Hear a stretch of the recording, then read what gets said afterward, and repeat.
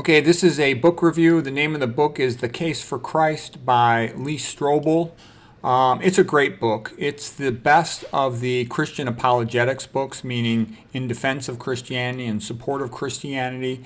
It's the best book for anybody who wants to start to learn about Christianity. The author's name is Lee Strobel. He was a journalist for the Chicago Tribune newspaper, and his wife had become a Christian, and he was initially at that time sort of atheist to agnostic, and he was very upset about his wife becoming a Christian. So he decided to study Christianity in an effort to prove to her that it was not true. But the more that he studied Christianity, the more he became converted to Christianity. He even then became a pastor.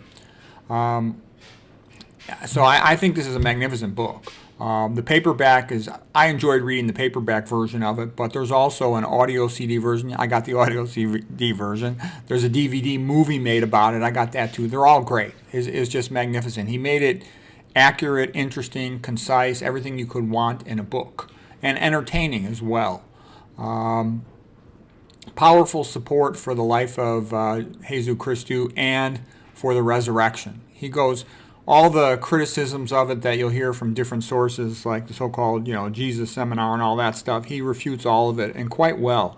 One of the things that people encounter when they start to actually study Christianity is that the support for it is incredibly strong. The more you study it, the more you will believe in it. And the more you look at science, the more you will believe in it. If you have an open mind to the question of the fine-tuning arguments, the more you look at astronomy, the more you will believe in God. And not only will you believe in God, you'll believe in a theist God, because that's what makes the most sense.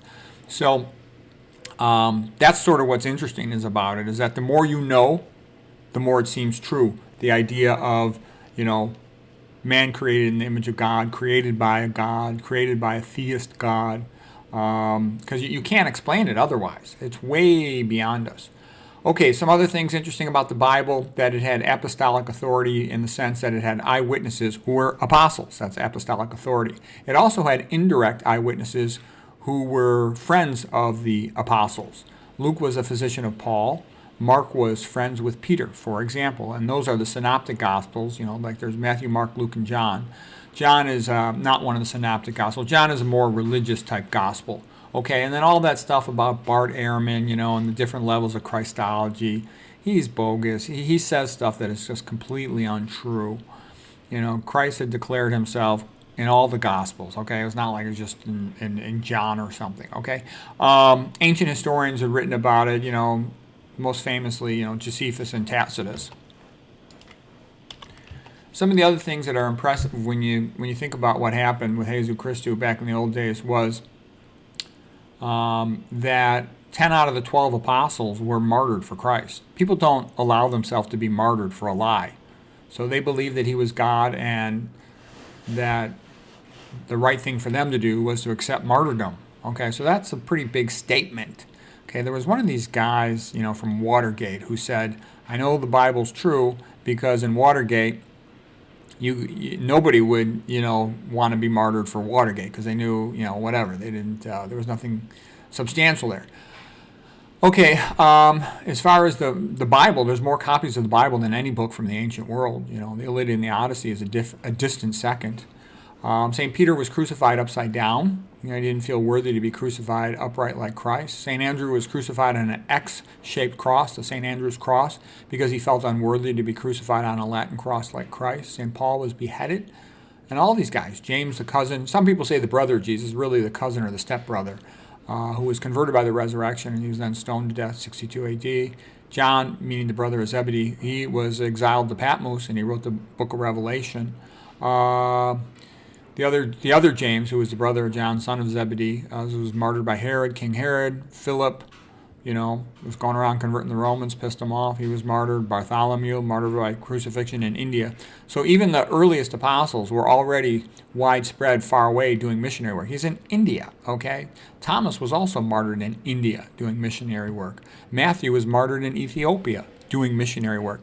So they really got traveling early and fast all over the world. James, the son of Alphaeus, martyred in Jerusalem.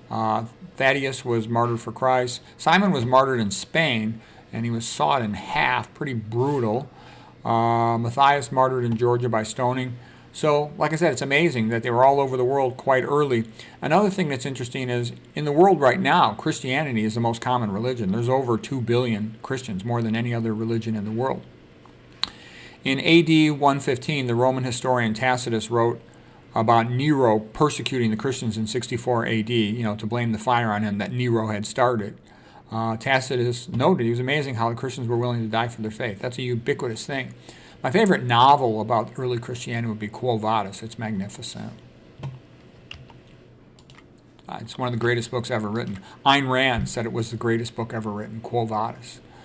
Okay, Josephus, contemporary Jewish historian, he also wrote about Christ. Gospel of Thomas is bogus, though. It's pantheistic, strange.